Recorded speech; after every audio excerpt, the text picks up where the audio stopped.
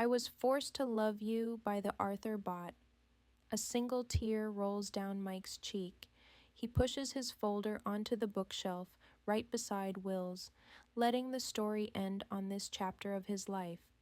However, he pushed the folder a little too hard, expecting to hear a little thud against the wall, except he doesn't. Instead, a wet, squelching sound comes from behind the bookshelf, as if there was a huge puddle behind the diverse array of objects lined up on the shelf. This grabs Mike's attention as he wipes the tear from the end of his nose, so he pulls the folders and books and action figures and cassette tapes off the shelf to see black veins curled up the wall. He wraps his hand around the end of one of the tentacles, pulling the firm, organ-like vein from the wall, pulling some of the wall apart. There is a small hole, just small enough for Mike to peer through to the other side. He keeps pulling the veins apart until there is a gap just big enough for him to poke his head and then his shoulders through.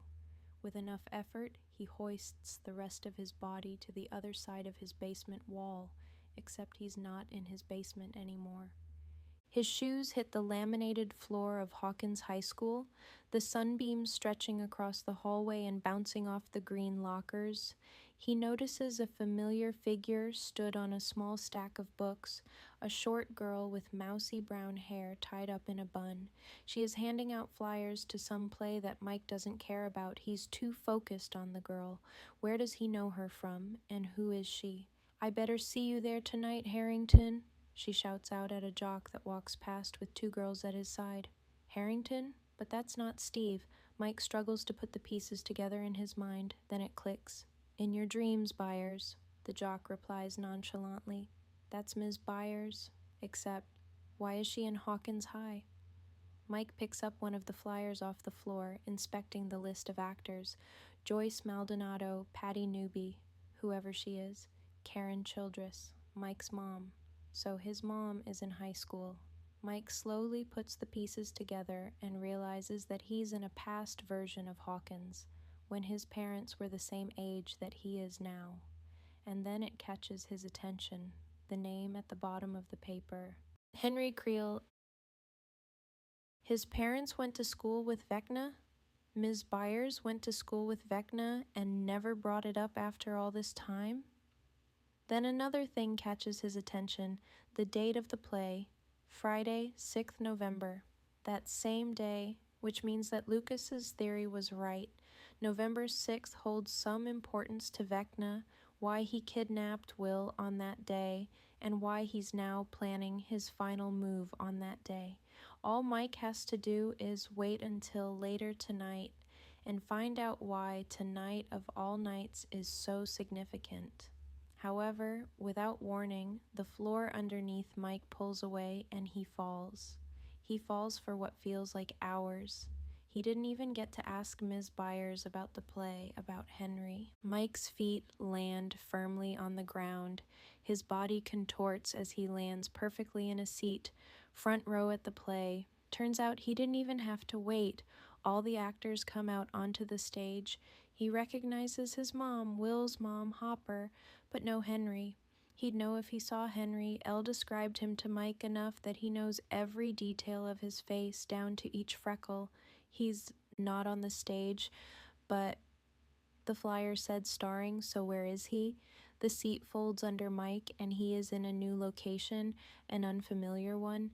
He walks around, taking in the new environment, polished wooden floors, grand walls, and chandeliers hanging from the ceiling. He turns the corner and enters a large open room with a dining table in the center. A family of 4 sit around, a mother, a father, a young girl, and Henry. There is a radio on a set of drawers at the side playing some old-fashioned jazz music. The environment is surprisingly and overwhelmingly warm and welcoming for the home of a textbook horror villain. Mike turns to face Henry. It's clear that Mike cannot be noticed in these spaces that he is spectating. Henry's eye is twitching. His jaw clenches. He furrows his eyebrows. Without warning, the woman, Henry's mother, levitates up from her seat rapidly. Her arms are spread out and her legs dangle lifelessly as though she's not in control of her own body. Then the deafening sound of crunching splits the tense silence in the room as her arms and legs start to twist and break violently. Her jaw unhinges and blood streams from her lifeless eyes. The three of them left at the table sprint from the dining room and head toward the front door. Just as Henry's father grabs the handle to leave the house, he feels his daughter's hand slip from his as she too begins to rise. Mike looks away, but the sound of bones crumbling doesn't stop him from knowing exactly what is happening behind him. Cries fill the room from Henry and Mr. Creel as the young girl's motionless body falls to the ground in a pile at her father's feet. His father falls to his knees, sobbing over his dead daughter's body as Henry stands watching, emotionless. Henry falls. His torso tilts backwards as he falls onto the floor, passing out as his body can no longer supply energy for Henry to continue standing. The rest of the world around Mike plunges into a void of darkness. Whispers fill the silence. Mike cannot make out what the whispers are saying, but he is sure they are talking to him. One of the voices, a low, pitched one, grows louder than the others. It's Will. Even though I know they're not like me. His voice sounds like it's right of Mike, but Will is nowhere to be seen. The rest of the voices continue to whisper, hiding the sound of Will's low voice, which joins the chorus of floating vocals. Another voice becomes louder, a female voice this time. From Mike, from Mike, from Mike, from. Eleven's voice rings sharper and sharper in his ears. Mike remembers that day in Lenora. He wishes he would have told Elle that he loves her. Elle's voice falls into the crowd of other voices once again, this time making room for another voice. This time it's his own. It's not my fault you don't like girls. This pushes Mike over the edge. Whatever is making Mike relive all these memories has finally gotten to him. Mike shouts out into the void, "Stop it! Stop!" His head spins, looking for any sign of an escape, of life. Now, a fourth and final voice emerges, and all the others come to a halt as this new person speaks directly to Mike. A low, growling voice. "All these thoughts and feelings, Michael." Mike searches for the source of this voice. It echoes all around him, yet it sounds so distant also, and you continue to push them deeper and deeper. "Leave me alone," Mike yells in return. "You're afraid." "No, I'm not afraid," he stutters. "Admit your feelings, Michael, and you will be safe. You can return home if you so please." Vecna appears in front of Mike now, the only thing visible in the dark void. His body consists of crimson veins and thorns, his face peeling, a cavity where a nose should be. Around him the floor turns to water, large, fleshy structures protrude from the ground, and the black void turns to a red mist. Vecna's arm raises. Mike remembers what Max told him when she escaped Vecna's mind. "I didn't even need Kate Bush. I needed Lucas the whole time." Mike remembers all the moments he holds dearly with 11, meeting her in the woods, giggling in Hop's cabin, Mike giving her words of encouragement as she struggled to battle Vecna. Nothing works. "You're going to have to try harder than that, Michael." Vecna's hand grazes Mike's cheek, teasing him. He knows that Vecna is watching the images flash through Mike's mind. A pit appears in Mike's stomach. "Yes, you're getting closer," Vecna exclaims as he continues to watch Mike struggle. "Let me help you." Vecna's hand hovers over Mike's face, his chin lifting, his psychological form now leaving his physical, or maybe not physical, body. Vecna's voice rings out loud and clear in his mind. "Let me refresh your memory." Mike is watching a young boy swing on his own, a bowl cut that is abnormally large for his small head. He approaches the 5-year-old sitting on the swing next to him. "Want to be friends?" His voice comes out high-pitched. A new memory. He's in the car with his mom, pulling up to the Byers' house. He runs through the front door and sits on the floor with Will, who is scribbling with crayons, creating such creative imagery. He's now stood at his own front door. It was a 7. Mike is confused. The Demogorgon? It got me. He watches Will bike off.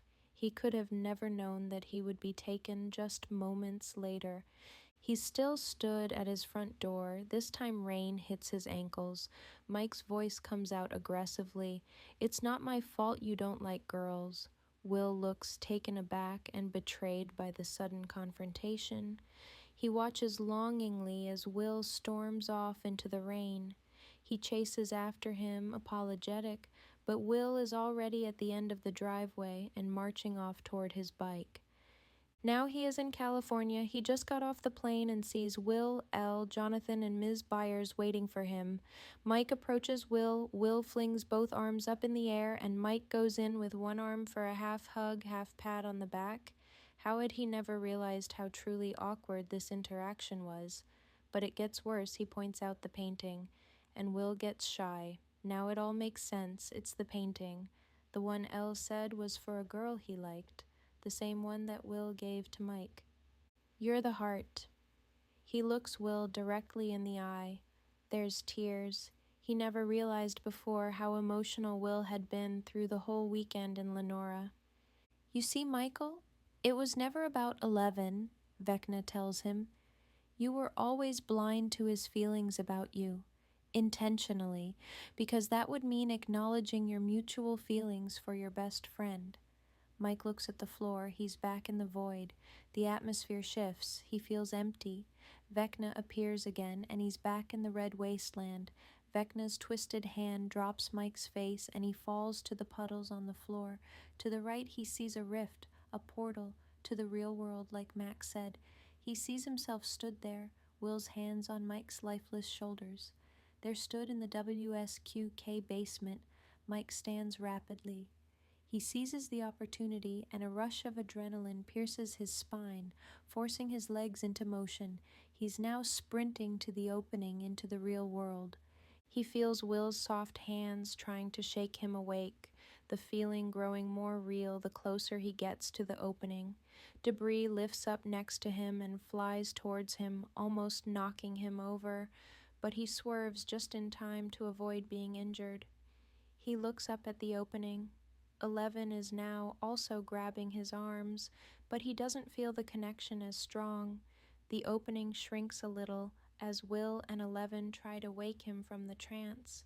Will's grip loosens more and more, and Mike feels the force on his shoulders start to fade, the opening to the real world gradually becoming transparent. Mike sprints faster and faster, hope and determination coursing through his veins. He approaches the portal, the light shining on his face as it slowly dims, and he leaps forward, reaching out towards the rift.